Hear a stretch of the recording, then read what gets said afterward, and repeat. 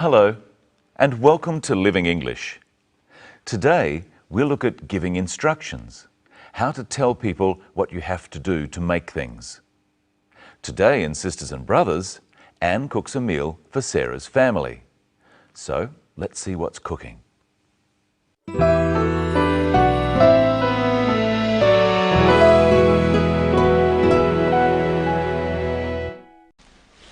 What are we having?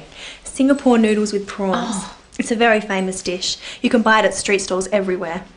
I hope you like it. I'm sure we will. So, what do we do first? First we have to peel the prawns. Oh, okay, I'll do that. Now what? Now we'll fry the prawns. The oil must be very hot. It doesn't take very long. While I'm doing that, you can chop the leeks. Chop them very fine.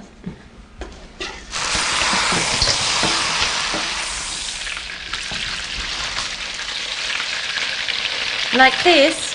Yes, sort of.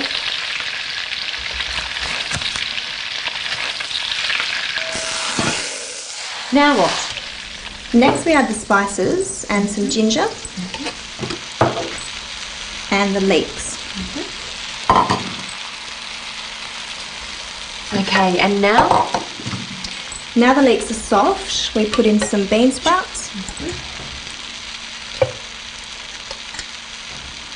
And then the prawns and the noodles. All in together. Is that all? Almost. Lastly, we add some of this special sauce. Didn't think I'd be able to find this here. Your market's very good.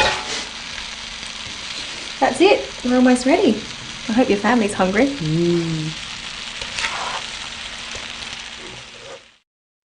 I think I'll try that recipe myself. It looks easy, but delicious.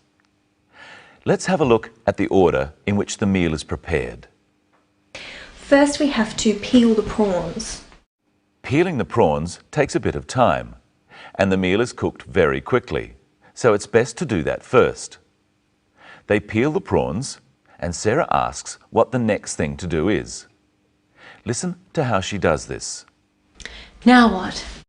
She means, what do we do now? Or, what's next? Practice saying, now what, with the clip. Now what? So what is it that we should do next? Now we'll fry the prawns. The oil must be very hot. It doesn't take very long. Anne said, it doesn't take very long. She means it only takes a short time. We often use this expression for things that happen quickly. Try saying, it doesn't take very long, with Anne. It doesn't take very long. In the next clip, listen for the word Anne uses to mean during the time that or at the same time as. While I'm doing that, you can chop the leeks. Chop them very fine. We say while to mean during the time that or at the same time as. During the time that Anne fries the prawns, Sarah chops the leeks. Let's have a look. Like this? Yes, sort of. What does Anne do next? Next we add the spices and some ginger and the leeks. Okay, and now? Now the leeks are soft, we put in some bean sprouts. And then the prawns and the noodles.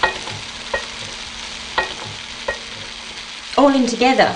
Is that all? Is that all? Sarah means, is that all you need to do? And is it?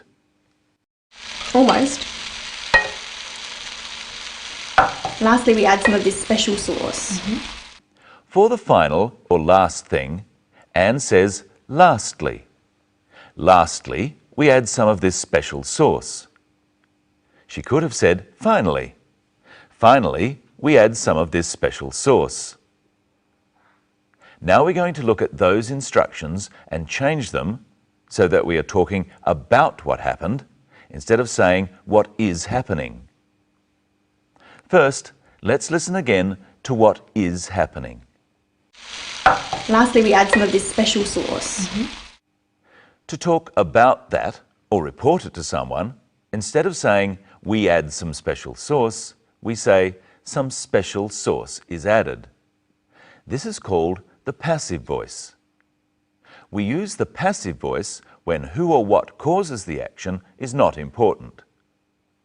Compare the active phrase, we add some of this special sauce, to the passive, some special sauce is added.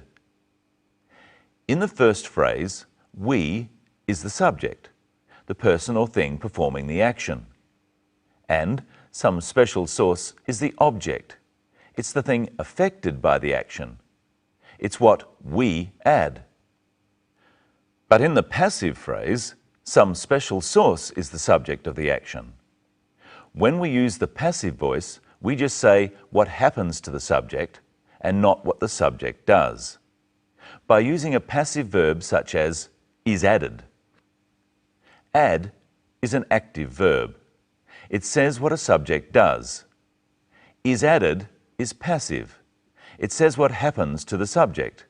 Some special sauce is added.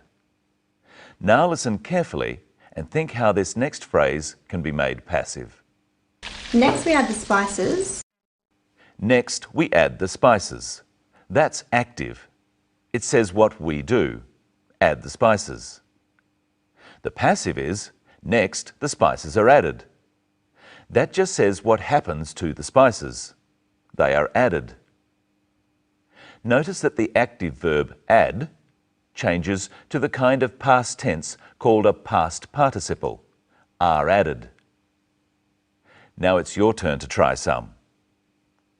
This is the active. We show films in a cinema. What's the passive? Films. Films are shown in a cinema. This is the active. How do you pronounce this word? What's the passive? How is this word pronounced? Now listen to Anne use the active voice and then repeat what she says. First, we have to peel the prawns. First, we have to peel the prawns. That's the active. What's the passive? First, the prawns are peeled. And here's someone who's very active. Hello, Michelle. Hello, Brenton. Hello, everyone. What are we going to do today? You're going to follow my instructions. Really? And you have to listen closely. I want you to follow my instructions and tell me what has happened in the passive. Okay. First, open this box.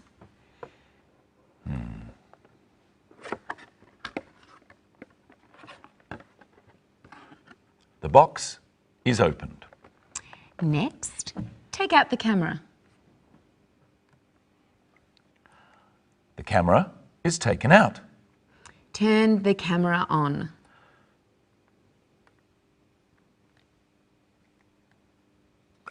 The camera is turned on.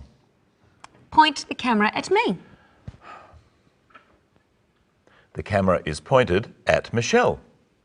Take my picture.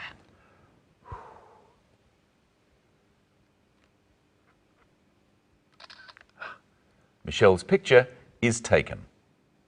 Now we'll replay what Brenton did. And I want you to tell me what happened in the passive voice. Here's what I mean. The box is opened. You try. The camera is taken out. The camera is turned on. The camera at Michelle. The camera is pointed at Michelle. Michelle's picture Michelle's picture is taken. Now listen to Anne again. While I'm doing that, you can chop the leeks. You could say, while that's being done, the leeks can be chopped. Yes, if you're writing a recipe. We use the passive when we are not sure exactly who or what is doing something. What's a recipe? A recipe is cooking instructions. I have a recipe here for iced coffee. I'll read it and you can follow it. Follow it. When we do what instructions say, we say that we follow the instructions. I want you to follow my instructions and tell the audience what you are doing using the active voice. Now you need a shaker, a kettle of hot water, ice cream, cold milk, instant coffee, sugar. Okay, let's start. First, 1 teaspoon of coffee is put in the shaker. I put a teaspoon of coffee in the shaker. 1 teaspoon of sugar is then added. I add a teaspoon of sugar. Next, enough hot water to dissolve the sugar and coffee is added. I add enough hot water to dissolve the sugar and coffee. A scoop of ice cream is then added. You say it this time. I add a scoop of ice cream. The lid is put on and the contents shaken. Try again. I put the lid on and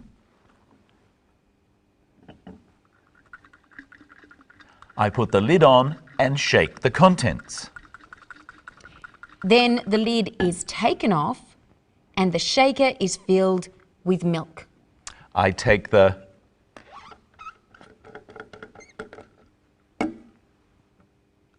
lid off and fill the shaker with milk.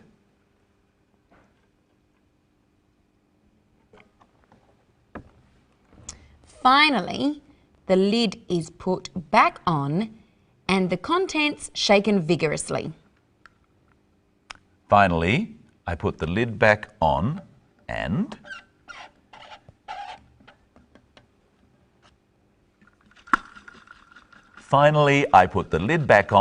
shake the contents. Is that all? Yes, except for drinking it. And that's all we have time for today. Next time, we'll look at the words we use to describe food and see if Anne's recipe for Singapore noodles is a success.